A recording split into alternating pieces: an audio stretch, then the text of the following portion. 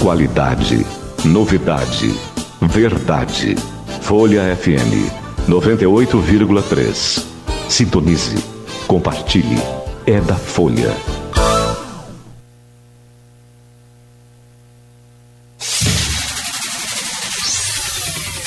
Começa agora o Folha no Ar, primeira edição.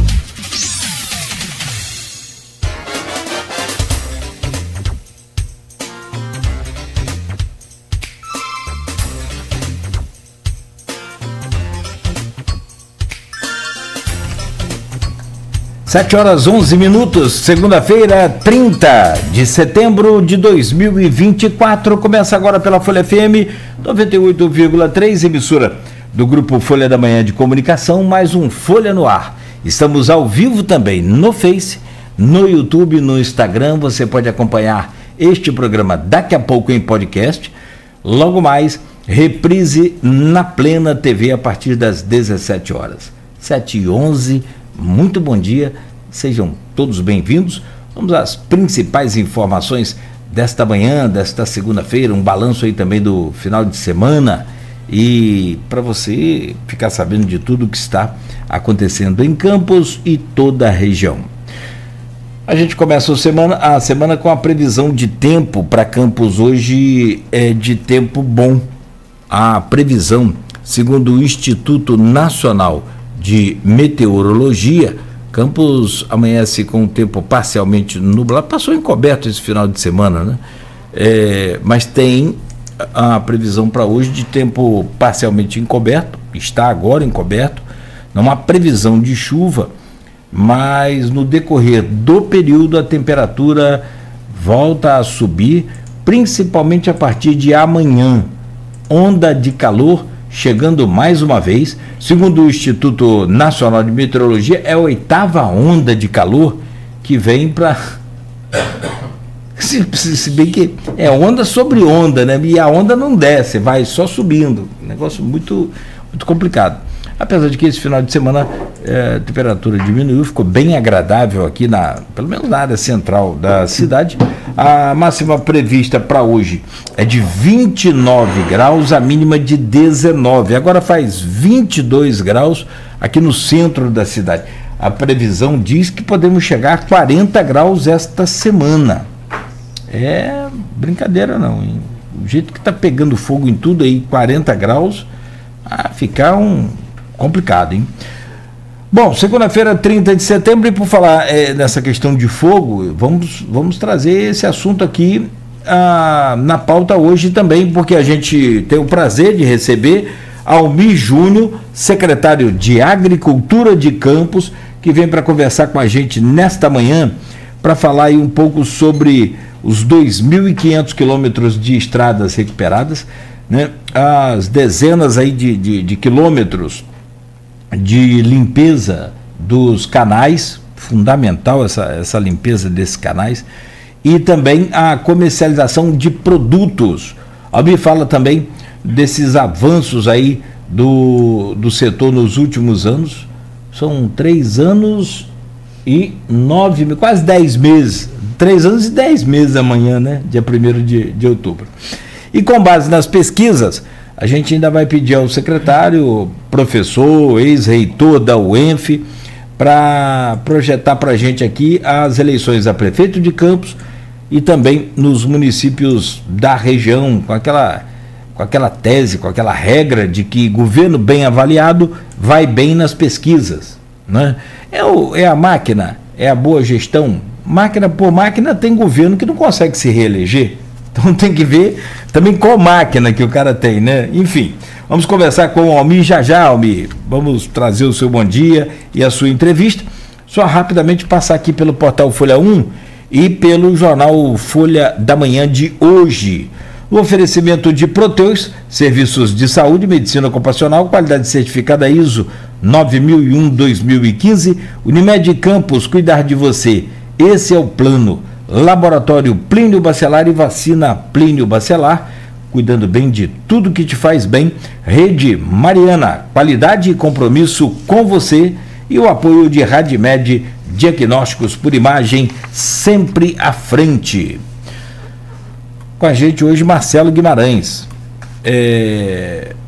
Vamos às manchetes primeiro do jornal Folha da Manhã, Marcelo, aqui na abertura do programa, com o impresso que veio trazendo aí as notícias do fim de semana. Manchete principal da Folha: por que pesquisa Paraná para prefeito de Campos desapareceu? Pesquisa de setembro some após dar 63% a Vladimir em agosto. A Alerj teria pressionado o jornal O Dia, que é o contratante da pesquisa. E por que a Alerj? Segundo as informações de bastidores, isso é uma situação hipotética, de que a pressão veio da Alerj por conta de ser um grande cliente do jornal O Dia. E a pesquisa não foi divulgada. Após Paraná assumir, Iguape é escalada a 5 dias das urnas. Então, conforme está na capa do jornal, no ponto final você pode entender mais sobre tudo isso que está acontecendo na página 4 do jornal Folha da Manhã. E na capa ainda vem trazendo as seguintes manchetes: oposição quer barrar boneco, entre aspas, Vladinho, na justiça. Acabou sendo indeferido esse pedido. Prêmio Alberto Lamego homenageia Dibi Hawaii. Personalidades, fotógrafo e o professor Hélio Coelho, né, em memória, receberam aí a premiação máxima da cultura local, né, o professor Hélio Coelho, através aí dos seus representantes. Ainda aqui no jornal Folha da Manhã, na capa, homem baleado e preso após assaltar PM, isso em São Francisco. Olha, o comunicado aos assinantes, anunciantes, leitores e também donos de banca, a Folha da Manhã informa que não circulará no próximo sábado, 5 de outubro, mas sim no domingo, né, da eleição municipal, no dia 6, e com seu resultado na segunda-feira, no dia 7. Depois o jornal volta normalmente às quartas e sábados. Ainda na Folha, fora uma hecatombe, Campos não terá segundo turno. Quem disse isso foi o Orlando Tomé, uma entrevista aqui na última sexta-feira. Orlando Tomé é estrategista político e também articulista do jornal Correio Brasiliense. Justiça bloqueia bens de diretores da Santa Casa. É destaque também na capa do jornal. No portal folha1.com.br, em destaque: homem tenta ajudar a amiga que estava sendo agredida e acaba esfaqueado. Casa da mulher foi invadida. O agressor é afilhado da vítima. O homem tentou apartar a briga, separar a briga e acabou sendo esfaqueado. SOS O Coração já salvou 356 vidas de pacientes em Campos. O projeto é uma parceria do município com o governo do estado. Edmundo Siqueira escreve: Campos e reeleição entre passado e futuro. Outubro terá bandeira tarifária mais cara do sistema nas contas de luz. É a bandeira vermelha, né? Homem assalta PM e acaba baleado em São Francisco de Itabapoana. Eleições municipais, na possibilidade do voto em trânsito. Eleitor que não estiver no seu domicílio eleitoral deverá justificar a ausência. Nenhum apostador acerta as 6 dezenas da Mega Sena, 40 milhões para o próximo sorteio. Brasil supera Marrocos e segue para a semi da Copa do Mundo de Futsal. Mais um incêndio em vegetação é registrado. O caso aconteceu agora no Parque Esplanada. Carro capota na Beira Balão. Esse final de semana mudaram o itinerário de capotamentos, né? Da 28 de março. Da 28, não, passou agora para Beira Balão, para dar uma diversificação. Que é impressionante como que no centro de uma cidade tem um número tão alto de capotamento de carros. E quase sempre, coincidentemente, acontece fim de semana. Gestores da prefeitura participam de seminário na OAB Campos. São as manchetes, ou pelo menos algumas delas que estão lá no portal folha1.com.br. Vamos adiantar essa pauta aqui, já são 7 horas e 20 minutos. Deixa eu trazer o bom dia do secretário de Agricultura, professor da UENF, ex-reitor da UENF, meu caro Almir Júnior. Bom dia, bem-vindo. Deixa eu registrar também ali, Almir, depois você fala o nome dele. Paulo César. Paulo César? Eu ia falar que parece com aquele menino, mas não vou falar. Paulo César também, obrigado pela presença. Almir, bom dia, bem-vindo. Que bom poder receber. A gente te receber aqui no programa. A gente fez aqui uma série de entrevistas com várias pessoas do setor para falar sobre a nossa preocupação. E a gente começou aqui com Frederico Veiga, que é um batalhador aí também pelo homem do campo, e a preocupação com essa seca, com essas queimadas, o projeto de reclassificação climática que nós temos e que não sai do papel, vai na cara do gol e volta, tá igual o time do Fluminense. O negócio está complicado. Almir, bom dia, bem-vindo, e aí a gente vai falar sobre isso também, mas prazer recebê-lo aqui sempre.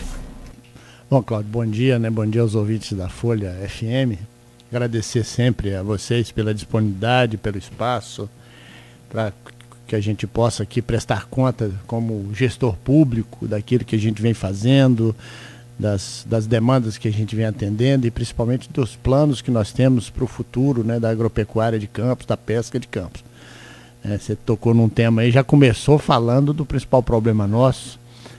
Realmente. Quantos dias nós estamos sem chuva, Almir? Eu considero que a última chuva efetiva em Campos, e aí não são dados meus, são dados do meu querido amigo Zé Carlos Mendonça, né? Outro dia eu vi alguém falar que alguém tinha criado esse projeto de lei sobre o semiárido, e tem que registrar aqui que o prefeito Vladimir Garotinho foi até a UENF em 2019 buscar o que deveria apresentar em Brasília, e o professor Zé Carlos Mendonça, nosso grande meteorologista, mostrou com dados de mais de 100 anos que a gente caminha a passos largos para um clima muito característico que a gente considera como semiárido, que chove muito num período, 4, 5 meses, e depois não chove nada, 6, 7 meses, que é o que acontece em várias regiões de semiárido do Brasil.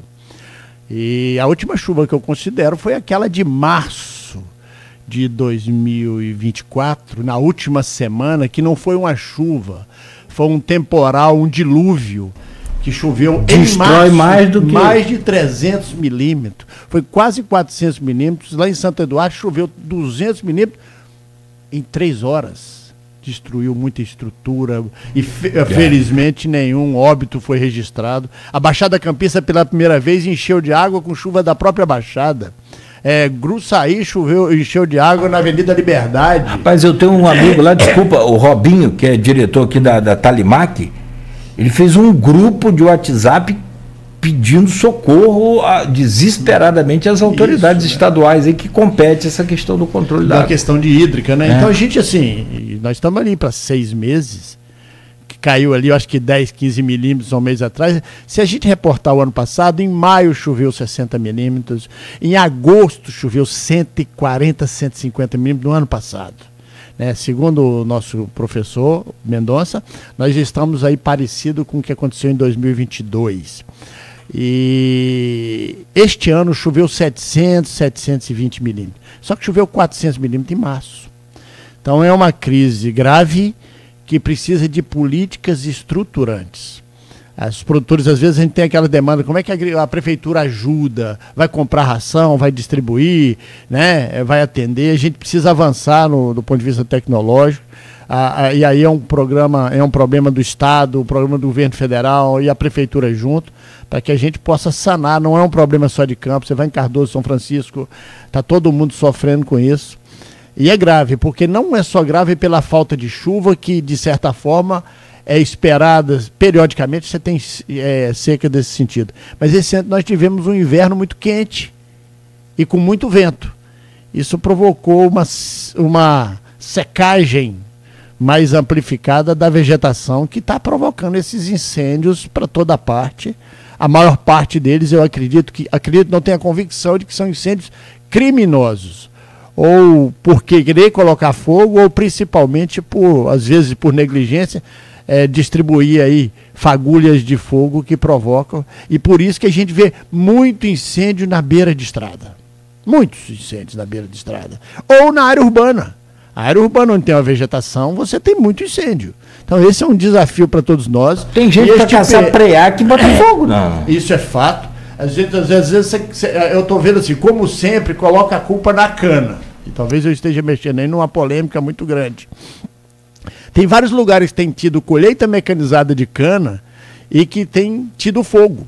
Aqui em Santa Cruz, aqui em Tocos, onde você colhe a cana mecanizada, fica uma palhada, que é uma riqueza grande, né, para o futuro daquela atividade agropecuária, agrícola, mas tem muito incêndio criminoso e que precisa ser... Isso tem acontecido no Brasil inteiro, a questão da queimada não é só Campos, e que precisa ser efetivamente alertado. Sobre o projeto de lei 1440 de 2019, que o então deputado federal apresentou ao Congresso Nacional, nós temos um problema. O Rio de Janeiro não se une na dor, vamos dizer assim, né?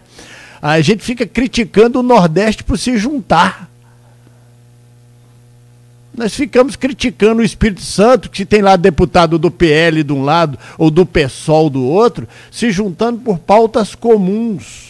O projeto de lei 1440 de 2019 é um projeto comum, fundamental para o norte e noroeste do estado do Rio de Janeiro, e temos pouquíssimos políticos do estado do Rio de Janeiro falando sobre isso. Então fica fácil para o presidente do Congresso Nacional, o senador lá de Minas Gerais, presidente do Senado, o Pacheco, simplesmente segurar e não colocar em votação. E não é só colocar em votação, aliás, nós precisamos articular, né? Você falando em bancada do Nordeste, é a bancada do Nordeste que embarreirou o andamento. Eu prefiro pensar diferente.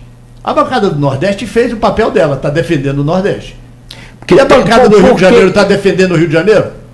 Eu prefiro pensar diferente. Nós unidos, com 47 deputados federais, 3 senadores, 92 prefeitos, governador, secretários, nós poderíamos estar à frente do processo. Nós temos uma dificuldade nesse sentido. Tem um projeto de lei. Não quero saber quem é o padrinho dele. O importante é que ele é importante para os agricultores e para a atividade agropecuária, que é a principal atividade para o futuro do estado do Rio de Janeiro. Não temos outra. Né? Não temos outra. A agropecuária é, sim, a alavanca que tem sido para Goiás, para o Mato Grosso, para o Maranhão, para o Piauí, para Santa Catarina, para o Espírito Santo. Então a gente tem essa dificuldade e o Rio de Janeiro, às vezes a gente está culpando o Nordeste numa ação que deveria ser nossa. O Espírito Santo se juntou 10 deputados federais, foi lá e conseguiu colocar o Espírito Santo na região da Sudene. E o clima do Norte do Espírito Santo é idêntico ao Norte. Então, o grande problema é isso, o tal da Sudene. Não é para entrar, porque pelo que eu entendi aqui, conversando com o Frederico Veiga, o Humberto Costa, que é deputado do PT, líder do PT, havia pedido a oitiva do processo para acompanhar, para fazer, passando por todos os caminhos ali e para saber em que pé estava. Tá. Devolveu no dia, acho que foi 25 de março, não, sim, 27 de março deste ano. Sim. No dia 25, o Frederico Veiga estava lá e ele falou, não, agora vai, vamos. Mas falta retirar algumas palavrinhas ali assim, para não mexer com a bancada. O que eu acho interessante é que você falou aí, que a bancada do Nordeste ela está unida de um lado e de outro. Como é que ela se uniu para mexer na partilha dos royalties? Exatamente. Então, nós tivemos em Brasília. Só para quem está acompanhando, o relator do nosso projeto aqui do Vladimir é o Romário. Que fez a parte dele. Que não fez, não está errado, não. Não, o senador Romário. E a gente colaborou. Nós tivemos em Brasília várias vezes, né? A Aslucan foi, a gente foi, vários prefeitos do CIDENF, vinculados ao CIDENF, numa reunião, estiveram em Brasília com o senador Humberto Costa, inclusive numa reunião, com o secretário André Ceciliano, o senador Romário. O senador Romário fez a parte dele quando relatou na Comissão de Agricultura do Senado e na Comissão de Assuntos Econômicos do Senado, que foi aprovado por unanimidade. A gente não pode esquecer dessa parte. Os senadores fizeram. Se o Humberto Costa, ex-ministro da Saúde, lá de Pernambuco, pediu vistas para fazer uma avaliação e colocou para votação, certamente é porque eles estão articulados e sabem que se botar para votar, a gente perde.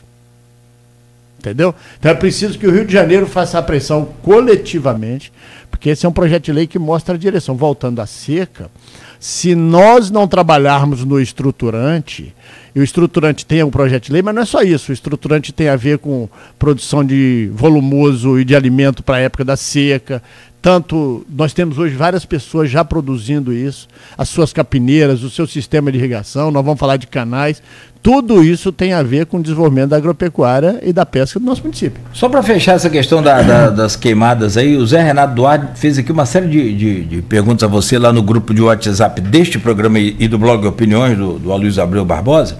Ele diz aqui, secretário, pelo menos essa a gente usa agora, depois a gente muda para as próximas.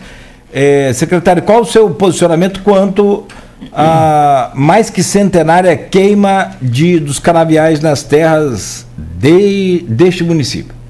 Na verdade, a gente já avançou muito na questão da colheita mecanizada. Tem queimada de cana, a legislação, a gente e tem que lutar para que a lei seja cumprida. Existe uma legislação que permitia a queimada de cana até 2024. Em áreas com algumas características. Os órgãos fiscalizadores precisam fazer a sua parte. Nós tivemos queimada de cana em Ribeirão Preto, que fechou a cidade. Teve que suspender as aulas em Ribeirão Preto em função da queimada de cana. Ela é altamente inflamável do ponto de vista ambiental, não é legal. A queimada tem que ser proibida, ela é proibida por lei estadual. Deu um prazo para ajustar e nós precisamos fazer a outra parte. Os pequenos agricultores não têm equipamentos adaptados para fazer colheita mecanizada. Do outro lado, Zé, temos que lembrar que boa parte das queimadas que aconteceram aqui em Santa Cruz, na Lagoa de Cima, ou em Tocos, que foi as que mais incendiaram a cidade, mais provocaram, foi em lugares onde a colheita foi mecanizada. Aquela palhada... Por que pegou fogo? Porque alguém vai lá e bota fogo. E outra coisa... Este fogo, ele é criminoso ambientalmente, é criminoso para a população e é criminoso para a cana. Se ninguém colocasse esse fogo aí, conforme você está falando, não haveria necessidade de queimar a cana. Não. Na verdade é o seguinte... O grande problema não é a queima controlada. É essa queima... Mas a lei já diz que a gente já tem um prazo para estabelecer. Mas onde foi feita a colheita mecanizada... Conclamo aos colegas a visitar onde é feita a colheita mecanizada, que precisa ser total. A gente teve problema na palhada. Quando a cana é colhida, boa parte da palhada fica no campo. A gente tem imagens mostrando. E essa queimada, depois da colheita mecanizada, ela ainda provoca um dano na cana que vem de brotação. Vai em Tocos visitar as áreas que tem de cana no entorno de Tocos, ali no Carvão. E essa é uma fumaça. Aliado a isso, muita queimada até urbana, em bairros... Pegou fogo aqui num terreno baldio aqui na 13 de maio, não foi? Sim, pegou fogo. Se você passar ali perto da UENF, perto de onde nós temos ali o Sambódromo, aquele bairro ali pegou fogo que incendiou a cidade inteira. Eu vou repetir, talvez assim, existe uma sanha para criminalizar produtor rural. É uma sanha. Quem faz fogo é urbano. Quem joga lixo é urbano. Quem joga esgoto em canal é urbano. Produtor rural, que no passado usava fogo para limpar, hoje ele não usa. E ele entra em desespero. A maior chamada que eu tenho é produtor pedindo um trator para tentar controlar algum fogo descontrolado que tem. Se você for daqui a divisa do estado do Rio de Janeiro, com o Espírito Santo, você vai ver muito fogo na beira da estrada, que ataca propriedades rurais e o pouco do capim seco que o agricultor tem para dar para os seus animais. Então esse é um desafio enorme. Respondendo à pergunta, existe uma lei que precisa ser cumprida. Os órgãos que fiscalizam precisam fazer cumprir. A gente precisa ajudar o produtor no processo de colheita mecanizada. O Brasil não desenvolveu equipamentos para pequenas propriedades. E uma máquina é cara. Tito tentou várias vezes aqui. Trouxe gente da Alemanha, a própria Coagro, trouxe pesquisador da Alemanha, trouxe pesquisador do Brasil. A gente tentou fazer de tudo. Isso já nos últimos 20 anos eu tenho acompanhado isso. E a gente não avançou. Então, respondendo a pergunta dele, a lei está aí para ser cumprida e os agricultores precisam se ajustar. Mas lembrando que eu tenho uma consideração assim, muito mais percentagem de incêndios que tem sido feito no Brasil e na nossa região tem a ver com a queimada criminosa. Bom, vamos lá. Estradas vicinais. Você assumiu assim que Vladimir ganhou, você assumiu também. Então, 3 meses depois, né? 3 meses, então não dá. Liberou. Foi porque você conseguiu se como é que fala?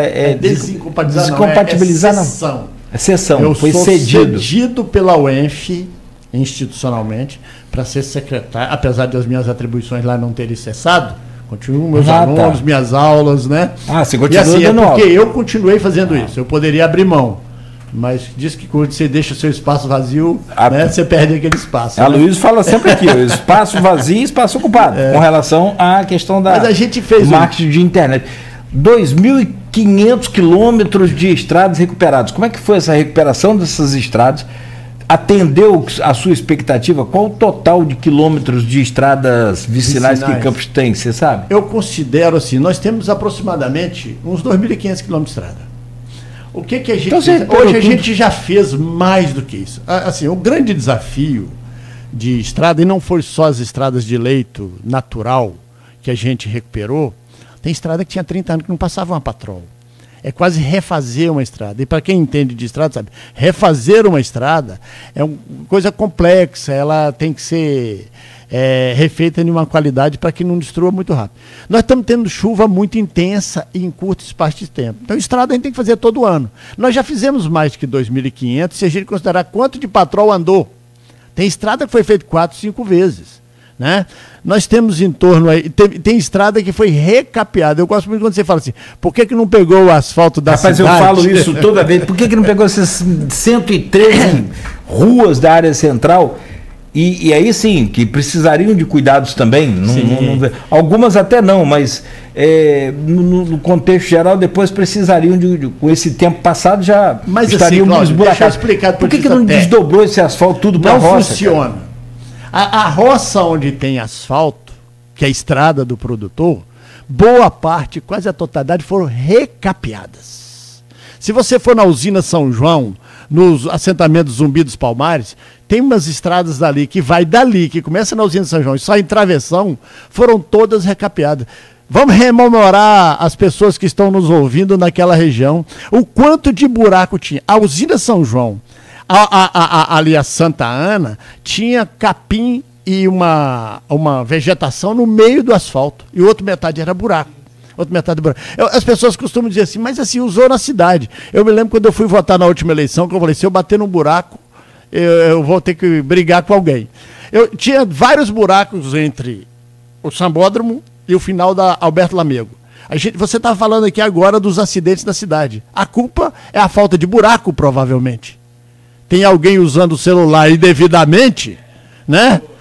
Tem alguém usando o celular indevidamente, bota o carro no piloto automático, porque são carrões, né? E está faltando buraco para acordar o motorista, só pode. Porque eu vejo gente falando que a prefeitura ou o prefeito não está fazendo a sua parte. Tá punindo, está multando, e mesmo quando multa, há uma reclamação da sociedade. Então, assim, esse asfalto de recapeamento, Cláudio, que custa aí 600, 700 mil reais o quilômetro, se fosse fazer um asfalto novo na cidade, custa 3 a 4 milhões de reais. De quilômetro. Então não adianta tirar e levar para a roça. Né? Precisamos, se a gente for fazer... Seu amigo lá do Espírito Santo, Vitor Buarque, que falava, e depois me processou. Eu falava, você está pintando essa estrada aqui da roça aqui. Mas não adianta jogar o asfalto ali de qualquer maneira. Você tem que fazer uma base, custa de 3 a 4 milhões de reais. Sim. E se for você fazer 100 quilômetros de estrada, nós estamos falando que nós temos 2.500, você precisava de quê? De 250 a 300 milhões de reais. Não é fácil, precisa de dinheiro de fora. Segundo, quem ia na Lagoa de Cima, de Santa Cruz à Lagoa de Cima, Conceição do Ibé, lá em dezembro de 2020, e eu fiz essa estrada com 2 colegas, né, políticos, na época, nós saímos de Santa Cruz e fomos até Aleluia. A estrada era inviável, inviável. É só andar lá hoje, vai ver, para Rio Preto, para Seis Maria. Alguém conhece Seis Maria, que está lá no assentamento, lá depois de Morro do Coco, à direita? Aqui na região de Travessão. Então, esse asfalto foi recapeado. Nós estamos fazendo estradas vicinais e precisamos aprimorar o processo. É importante saber que quando a gente entrou, nós não tínhamos contrato, nós não tínhamos projeto, nós não tínhamos máquina. Então, nós fizemos um plano... Eu acho que não tinha nem secretaria. Não, secretaria já era, né? Não, mas para ter a secretaria, você precisa ter agrônomo, você precisa ter veterinário, você precisa ter cadeira para sentar, você precisa ter carro. Não tinha nenhum desses 4. Eu me lembro que no governo Rosinha virou superintendência. Isso. Mas assim, qualquer que seja o nome, o que não tinha era infraestrutura. Nós já compramos 45 milhões de reais de equipamento. Foi o nosso plano. Nós fizemos uma reunião do Conselho Municipal de Política Agrícola, lá em 2021, e apresentamos um plano. Todo ele tem sido confeccionado rigorosamente. Algumas coisas mais rápido, outras não tem o tempo, né? A gente vai poder falar aqui das pontes, por exemplo. Mas tudo que a gente fez, a lei do semiárido, todo o debate que a gente fez sobre ela, publicizando, fazendo isso, a lei do eucalipto. Nós temos 4 grandes empresas se instalando em Campos. Uma finalmente, delas, né? Como é que foi a sua participação naquela lei da aprovação? Porque, para quem não sabe, no início dos anos 2000, houve uma polêmica muito grande em Campos, que a Câmara rejeitou, né? E havia uma lei contrária à plantação de eucaliptos em Campos. Se eu não me falha a memória, e até foi o início da nossa amizade, saudável amizade, pena que durou pouco, o Renatinho Barbosa. Não foi não. Saudoso Renato. Então, ele chegou até a processar a gente, processou na época, a gente fazia programa com o Chico na TV Planície. Por quê? Porque a gente era a favor do plantio de eucalipto. A gente criticou a Câmara em função de ter brecado essa possibilidade. Na época, a Aracruz estava vindo para Campos, isso lá para 2021. Não, é de 2021. É assim, então é antiga, 2002, por aí. Não. Mas já teve essa... A lei é de 2001. Falando para você? 2021 foi a nossa. 2021. Então, 2001. Isso eu estava na TV Planície, deu um quiprocó danado, fomos parar na justiça. Aí consegui resolver bem, terminamos bem com uma amizade muito saudável lá com o saudoso Renato Barbosa. Conclusão, ficou proibido a plantação de eucalipto em Campos. Por quê? Porque o eucalipto destrói a terra. Tem mais de 300 espécies de eucalipto. Eu queria que você falasse sobre isso. A primeira ação que eu tive como secretário foi mandar um projeto de lei para a Câmara de Vereadores pedindo a revogação dessa lei de 2001. Muita gente criticou o que a gente estava fazendo. Eu brinco que na época eu escrevi na Folha um artigo que a gente estava criminalizando uma espécie vegetal. A espécie vegetal não tem nada a ver com a atuação. É igual condenar a cana pela escravidão. A cana não tem nada a ver com isso. Então, assim, a gente fez isso, propôs à Câmara de Vereadores e foi aprovada por unanimidade um tempo depois, revogando aquela lei e estabelecendo que nós íamos nos pautar na lei estadual, que estabelece que Campos tem 2 distritos agroflorestais onde se pode plantar eucalipto em escala. Um está na região de Santo Eduardo e Santa Maria e outro está na região de Serrinha, Dores e Macabu. Isso está numa lei estadual. Então, quando a gente revogou, a gente está pegando hoje onde tem pastagem degradada e plantando eucalipto, que pode virar sistema agro-silvopastoril. Para quem não entendeu o palavrão, né? Você pode criar boi embaixo de capim, embaixo de eucalipto, e criar em sistema muito sustentável, né? Nós temos uma saída, não produzir eucalipto e não usar papel. Né? Nós poderíamos usar isso, não usar papel para higiene, não usar papel para escritório, não usar... Talvez seja um mundo interessante com a tecnologia, né? Não usar madeira sustentável. E aí uma empresa procurou a prefeitura, a Trier, a Trier era a empresa que está comprando as propriedades, porque quer instalar aqui uma fábrica de madeira para exportar para a Europa. Já exporta para a Europa, né? Eles têm uma fábrica em Montes Claros, Minas Gerais, comprou já uma terra aqui, já está plantando eucalipto. Quem for daqui para a divisa com o Espírito Santo, se chegar ali no Posto Mangueira e olhar para os 2 lados, já tem plantio de eucalipto. E nós estamos plantando em áreas que não tinha uso agrícola adequado. Está aumentando a eficiência. Então essas empresas como a Tria, a Zeg Gás, a Gel, o abatedouro que nós temos ali em Guandu, são grandes empresas do agro que estão vindo para Campos e que faz a alavanca para que a nossa agropecuária vença. Então a lei foi revista, foi refeita e ela é um avanço sim, até porque nós temos mais de 300 mil hectares de terra só no município de Campos e não tem absolutamente nada que impeça que a gente faça de maneira sustentável, de uma maneira de zoneamento agroecológico, o plantio de qualquer atividade agropecuária. Então essa lei, isso era um plano nosso. A compra de equipamentos era um plano nosso, foram mais de 50 milhões de reais investidos na compra de novos equipamentos, que o prefeito conseguiu em emenda e recurso próprio, né? A estruturação do mercado e da comercialização de Campos era um projeto nosso. Isso tudo foi aprovado no Conselho Municipal de Política Agrícola. vários eventos, criar a capacitação de agricultores, que a gente tem feito com a frequência. Amanhã é dia 1º? Amanhã é dia 1º. Então amanhã nós temos um evento importante, uma palestra do maior especialista do Brasil em pastagens, para falar de recuperação de pastagem degradada, que é um dos principais problemas que nós temos. Esse negócio de eucalipto, eu gosto muito da sua terra lá, né? Tanto gosto que meus filhos são de lá. Capixaba. São capixaba. E você vai a Domingos Martins, por exemplo, tem um pessoal que tem as pousadas ali rurais, cara, todos eles, basicamente todos eles têm um cantinho de terra plantado de eucalipto. Ou pinos. Ou pinos. Isso mesmo, perfeito. 2 espécies não nativas do Brasil. E não tem este problema. Que não destrói nada. Você precisa ter a sua madeira. Você pode ter sua madeira dentro da sua própria propriedade. E você pode botar boi ali embaixo. Pode botar boi. Porque boi gosta de sombra. Quem acha que gosta de sol. Entendeu? Então, assim, a lei foi feita neste governo. São 23 anos de atraso, então. E aí a Aracruz, por exemplo, que era uma empresa, já aconteceu com empresas de leite. O Rio de Janeiro, ele é inóspito para a atividade empresarial. Ele tem impostos altos, ele tem burocracia, ele tem legislação que afugenta boa parte dos empreendedores, e a gente não tem esse movimento. Então a gente já retomou esse movimento e estamos tocando. Sobre estradas, Cláudio, que você fez a pergunta, a gente está passando e repassando todo ano. Hoje tem 4 patrol trabalhando. Hoje. Agora, no campo.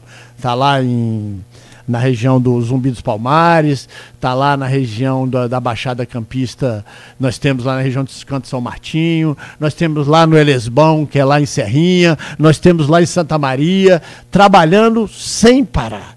Obviamente que nós precisamos aprimorar o processo. Nós tivemos muito material cedido aqui pela Arteris, né, essa empresa aí, que é esse raspa de asfalto. Nós compramos material e a gente precisa reabrir estrada. Várias estradas foram tomadas por cerca dos próprios agricultores. Várias estradas foram abandonadas. E o produtor, ele não está errado. Ela foi abandonada. Então a gente precisa retomar. Sim. Não, botaram porteira, cancelas. Ele não invadiu do nada. A estrada foi abandonada, foi fechada e foi fechando, e a gente está refazendo. Matagal tomou ele. E aí é um programa que a gente vai ampliar, e a gente espera aí, né, com uma continuidade de trabalho. Isso que eu ia te perguntar, 4 anos, não dá para resolver tanta coisa? Nada, não dá para resolver nada. Campos precisa aprender que programa político, e programa de governo e programa de Estado. A gente precisa, e os agricultores precisam se unir em associações e cooperativas para que eles tenham, inclusive, os seus representantes do agro. O Rio de Janeiro praticamente não tem. Não só na Assembleia Legislativa, como nas câmaras de vereadores. Então, assim, 4 anos não é nada no poder público. A gente teve que confeccionar projeto, tem que aprovar em órgãos de controle, tem que aprovar em órgãos ambientais, tem que licitar. A licitação normalmente dá problema porque judicializa, a justiça brasileira demora. Então, assim, se nós não tivermos um plano de ação, e eu falei isso nesta bancada, na primeira entrevista que eu dei enquanto convidado, ainda em dezembro de 2020, que o plano precisa ser para 30 anos. E precisa retomar. Você estancar a sangria de um interior abandonado e não tocar. Agora, se nós chegarmos agora... Eu até hoje ouvi críticas do nosso trabalho com relação à velocidade. Eu não ouvi crítica com relação às ações. Aquilo que a gente está colocando na pauta, como uma necessidade de um INCRA em Campos, como o abandono dos assentamentos rurais, como a questão da pesca, não tem crítica. O que tem crítica é a velocidade está aquém. É lenta. Aquém. Então, assim, nós precisamos de muito tempo. E não é num mandato de um prefeito ou em 2 mandatos do prefeito. É numa política. Onde mudou, Espírito Santo, Pernambuco, Goiás, qualquer que seja o governo, aquela pauta é perenizada. Tem que fazer com a agricultura o que fizeram com o Fundecam.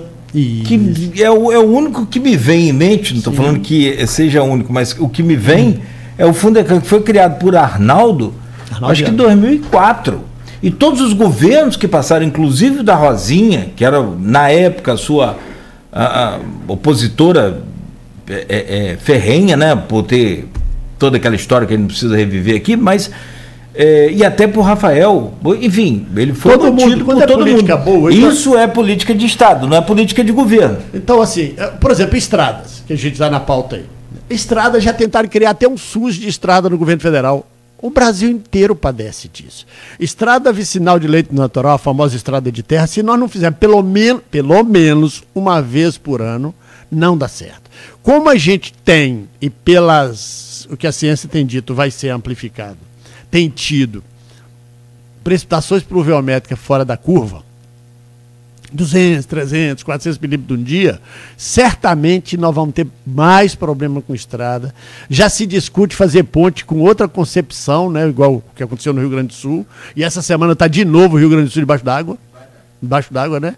Você viu o tamanho da pedra que choveu lá? Eu vi lá, eu vi. Então, assim, né, do granito, né? Do Granizo. Maior que, acho que maior que 2 ovos juntos. O cara botou 1,5 kg, parece uma doideira. Então, assim, nós vamos ter isso. Então, nós temos que estar preparados para a concepção do futuro com relação a isso. Estrada vicinal de leito natural, a gente precisava refazer, vamos ter que amplificar, saída d'água, mais material como saibro, como brica corrida, como esse fresado que a gente tem conseguido dar artérias, parece que o ano que vem nós vamos ter muito, porque a BR-101 vai estar em obras, né, para várias ações. Então, assim, tudo aquilo que a gente planejou, que o governo Vladimir Frederico planejou, está andando. Uns mais rápidos, outros mais lentos. Agora, 4 anos saindo do zero, sem equipe, sem sede, sem nenhum equipamento. Para comprar um equipamento, nós tivemos a pandemia no meio. Quando saiu da pandemia, um trator que valia 200 mil estava valendo 450. Não tinha peça de reposição. Então a gente precisa outro dia alguém fez uma pergunta, Almir, já virou a chave? Eu tenho a convicção que nós viramos a chave do que é a agropecuária de Campos. Agora nós precisamos pisar no acelerador. Tem muita coisa para falar nesse bloco ainda, sem contar no programa. Só anotar aqui a chave. O seguinte, tem pergunta aqui do nosso querido Hamilton Garcia de Lima, sou muito fã dele. Sou fã dele. Também. Então, Hamilton é meu amigo há 25 anos. Você tem o privilégio de estar junto com ele lá. Ele vive me ensinando política. E tanto é que o Almir conhece muito, você conhece muito, o Hamilton conhece muito também. Tem perguntas sobre ponte, sobre canal, que eu queria falar nesse bloco, que tem que fechar até às 8. Ou seja, nós temos 7 minutos. Vamos lá. Mas ele faz uma pergunta que muito inteligente, como sempre. Saudando o colega por seu esforço de valorização do campo, pergunto: como está a recuperação orçamentária da Secretaria de Agricultura? Eu me lembro, e dá um bom dia, professor Hamilton. Eu me lembro que teve ano de o orçamento da agricultura ter sido de R$500 mil. 250 mil? 250 mil reais. Perguntando, um abraço aí ao Hamilton, né? Atafonense. Ele e a besta lá. O Hamilton, boa pergunta. A gente tem trabalhado em 4 anos anteriores, 2016, 2017 a 2020, o orçamento da Secretaria de Agricultura chegou perto de 1 milhão somados. A gente está nesses 4 anos chegando perto de 40 milhões, 45 milhões somados, contando emendas e contando orçamento próprio. É pouco. A gente não conseguiu executar as tarefas por várias questões, as pontes são uma delas, que só ali estava estimado em 40 milhões. Né? A infraestrutura rural, como o terminal pesqueiro, que vale 100 milhões de reais, como a contenção do mar no Farol de São Tomé, um tema delicadíssimo, e que a gente precisa trabalhar, e o prefeito já se comprometeu a trabalhar para frente, né? A gente vai depender do resultado da eleição, dia 6 de outubro, do próximo domingo. A gente já recuperou boa parte. Às vezes você tem dificuldade, porque você precisa ampliar, como você não tinha absolutamente nada, a execução não é fácil com a equipe pequena. Né? Com a equipe pequena. Então a gente já avançou de um orçamento em 4 anos para perto de 1 milhão de reais, para um orçamento que é o maior da história em 4 anos. Né? 40 milhões... Falando 1 milhão em 4 anos passou para 40 milhões. 40 milhões só na compra de máquinas. Só na compra de máquinas. Né? Obviamente alguém está procurando lá no extrato de transparência da prefeitura. Só alertando que boa parte desse recurso foi via CIDEF, que é Campos. É um consórcio de 22 municípios. O SIDEF, quando o prefeito atual assumiu, o prefeito Vladimir assumiu, Campos não podia receber recurso federal. Ele estava inadimplente nos órgãos federais e não podia receber. Nós recebíamos recursos via SIDEF, que licitou máquina, que licitou eventos que a gente vai fazer, como é o de regularização fundiária, que não vamos fazer esse ano ainda, né? Boa parte desses orçamentos foi licitado via SIDEF. Para quem acha que não é Campos, Campos faz parte do SIDEF, 22 municípios, Campos é o dono do consórcio junto com os outros consorciados, né? Então nós estamos falando aí de, se eu não estiver errado, de pelo menos 60, 65 milhões de reais executado em 3 anos e 10 meses. Muito bom. Bom, talvez não ideal, mas já melhorou muito para quem estava com 4 milhões. Eu não acredito em sobressaltos. A gente precisa se preparar, porque é por isso que às vezes a gente apanha, né? É preciso ter uma caminhada, repetindo o que eu falei. Se nós não pensarmos no futuro e ir ampliando, a atividade agrícola não tem milagre, vale também para quem plantar. De uma hora para outra, um produtor que não tem a menor condição, comprar 50 vacas leiteiras e for trabalhar, ele vai padecer do ponto de vista econômico. Vamos às pontes. Porque, rapaz, antes de você falar de ponte... Não, é seu... A ponte é seu... A ponte é meu karma. Eu acho que a ponte é o karma de Campos. Vamos lá. A ponte Rosinha, né, que hoje é a ponte Leonel Brizola, mas vale para nós a ponte Rosinha, né? Cara, terminou, foi concluída, mas teve problema, tem uma série de traumas que ficaram ali, vidas que se perderam. A ponte Alaí Ferreira. Vou chegar lá. A ponte Alaí Ferreira não é a ponte de Alaí Ferreira, a que ele tentou lá em 1950, quanto? Não, 80. 1980, não foi? Tem 40 anos, tinha um negócio de 40 no meio. Não é essa. É a ponte Alaí Ferreira, feita pelo prefeito Alexandre Mocaibe. Ela não foi concluída até hoje. Por que ela não foi? A ponte em si foi, mas o uso com toda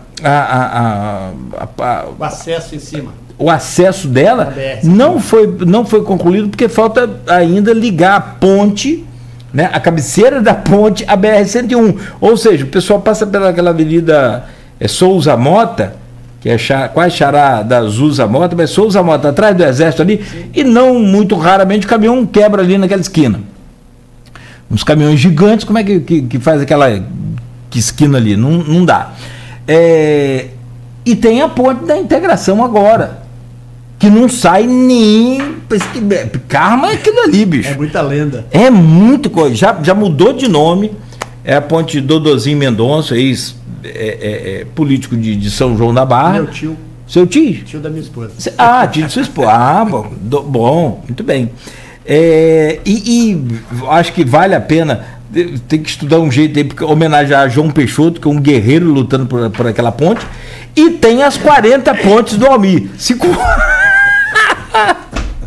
você tem com uma, a gente já está com uma dificuldade doida com 40. O que aconteceu que você não conseguiu fazer as pontes?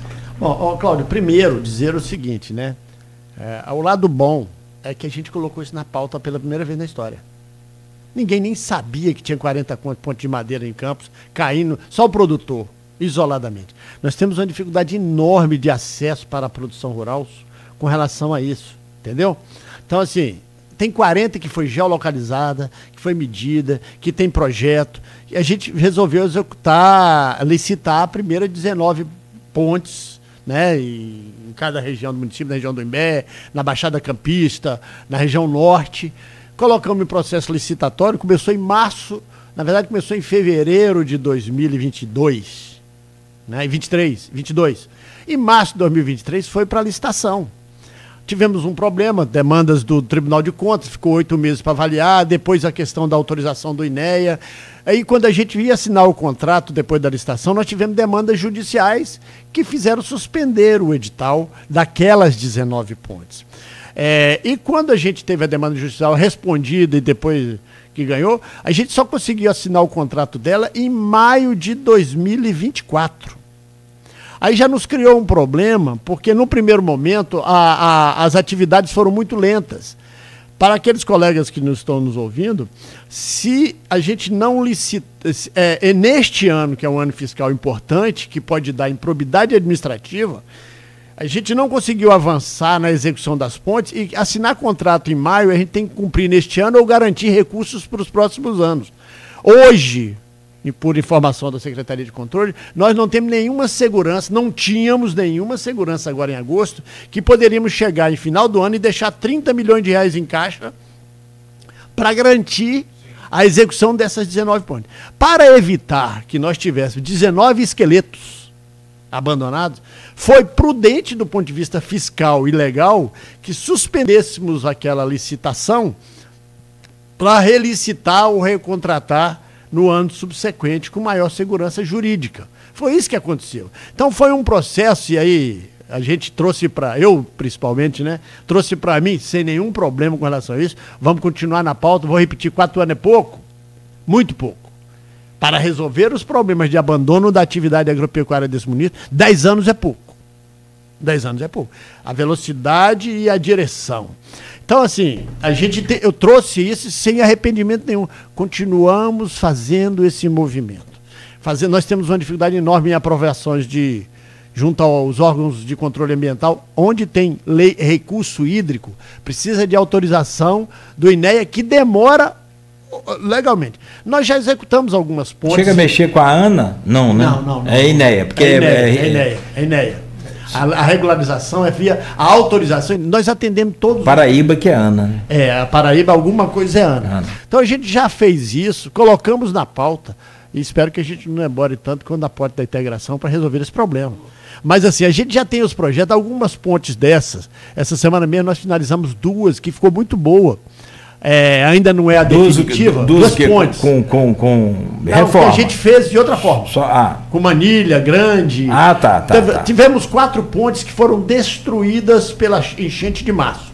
Todas elas foram refeitas e o acesso dos agricultores e dos moradores está funcionando. Então a ponte de Muritiba, que é uma ponte que fica em Morro do Coco, quando você vai para a BR-101 em direção à Vitória, indo para São Francisco Tabapuana. A ponte de Sucupira, que fica ali em Conselheiro Josino, que vai em direção, que é uma ponte de produtor de leite, de produtor de cana, sabe, de acesso para feira, que tem um assentamento rural, foram executadas. Nós refizemos a ponte lá de Guanandi, que é lá no canto de São Martinho, pelo menos temporariamente, para ela funcionar de acesso. Nós fizemos uma outra aqui, chamada Balança do Jair, que fica aqui em São Sebastião. E nós tivemos uma dificuldade, por exemplo, de não conseguir fazer uma passarela, que é muito polêmica, lá no Mocotó.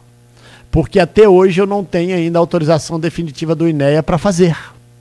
A gente ia fazer na emergência, choveu muito, não conseguiu. Quando veio a autorização, o INEA mudou a classificação e nós tivemos que refazer todo o processo. Então, assim, demora muito, mas a gente não pode desistir, nós vamos persistir. O prefeito já garantiu aí que, né, em sendo reeleito, nós vamos fazer todas as pontes. Precisa. Ponte, ela é um problema, é uma solução, ela não é a atividade agrícola. Tem produtor fazendo sem a ponte no lugar, mas dando volta, que às vezes onera o custo. Aumenta a despesa. A questão do turismo, né, ela precisa dessa estrutura. Né, precisa dessa estrutura. Então, sobre pontes é essa a justificativa. Das ações que nós colocamos lá no Conselho Municipal de Política Agrícola, a única que não avançou para sua efetivação, mas a gente avançou de ter hoje projetos executáveis, né? Já é um ganho para quem não tinha uma cadeira para sentar, foi nesse sentido, avançou muito, catalogamos, e a sociedade campista abraçou a causa, né? Ou tem ponte, ou tem ponte. Sim. Não, nunca se falou tanto em... acompanha essa questão de agricultura há 30 anos, de rádio, eu estou sempre ouvindo, conversando e levando as demandas do agricultor também para as autoridades, mas é isso que você falou. Nunca se falou tanto em... Eu, sinceramente, nunca tinha ouvido falar em 40 pontes. São, me parece que 40... O total são 45. Se procurar, toda hora... se procurar, acha toda mais. hora a gente acha uma nova. Toda hora. Essa semana eu estava dando uma volta numas estradas, e quem me conhece sabe que eu ando... Né? Sem falsa modéstia, pouca gente conhece o interior de Campos, e Campos como eu conheço hoje, porque eu ando. E aonde eu chego, eu mando uma geolocalização. Eu estava rindo aqui, que você viu rindo aqui internamente, estava lembrando que tem uns candidatos que têm votos aí em determinado lugar... Se perguntar ele onde fica, ele vai sentar no chão e começar a chorar, que ele não sabe para onde fica. Exatamente. Eu estava numa Não região... quer dizer que esteja errado, não, é isso mesmo. Eu estava numa região chamada Elesbão, que fica lá em Serrinha, divisa ali Serrinha com Dores Macabu. Quando você vem do Rio de Janeiro, no quilômetro 108, você entra e sai andando. Aí daqui a pouco eu passo numa estradinha lá, tinha uma ponte, eu paro, tiro uma foto, mando a localização para minha equipe, bota no catálogo aí. Bota essa no catálogo. Tem estrada que não passa, tem gente produzindo na agricultura. E assim, e dentro da caçando problema então, né? Não, coisa de cientista, né? Cientista não quer solução só. Ele quer problema para continuar trabalhando. Né? Senão você não consegue trabalhar. Almir, eu preciso fazer o intervalo, são 8h05, mas essa questão das pontes era extremamente importante a gente falar aqui hoje, esclarecer em que pé está e ficou essa situação. Tem aqui o Wellington Cordeiro, tem várias perguntas aqui e eu acho que já vai respondendo algumas delas. No grupo de WhatsApp e do blog Opiniões, que é do Aloysio Abreu Barbosa. Tá, o Wellington Cordeiro fala em alguns projetos aqui, mas em ponte, quem perguntou a você foi além do o Zé Renato Duarte, não é isso? E aí, já respondendo, a gente vai respondendo por etapas até o final do programa, a gente conversa com todo mundo. Tem uma aqui do Carlos Freitas e do João Sequeira. Vou deixar para o próximo bloco. Bom dia, Almir. Como está o projeto da Prefeitura de revitalização do canal Campos Macaé, que a gente tinha pautado para esse bloco, não deu tempo, a gente precisa falar dos canais também, da limpeza dos canais, que é outra estrada também fundamental, Nós estamos falando de seca. Vital. Nós estamos falando de seca. Nós estamos falando de seca, enquanto que Campos tem 1.470 quilômetros de ponte, de canal. Né, 1.470 quilômetros de canais, né? Então, quer dizer, não é pouca coisa não, hein? São 8h07, a gente faz uma pausa rápida, o Almir Júnior continua com a gente aqui no Folha no Ar, a gente volta a seguir no oferecimento de Proteus, Unimed Campos, Laboratório Plínio Bacelar, vacina Plínio Bacelar, de Rede Mariana de Postos e também de Radmed Diagnósticos.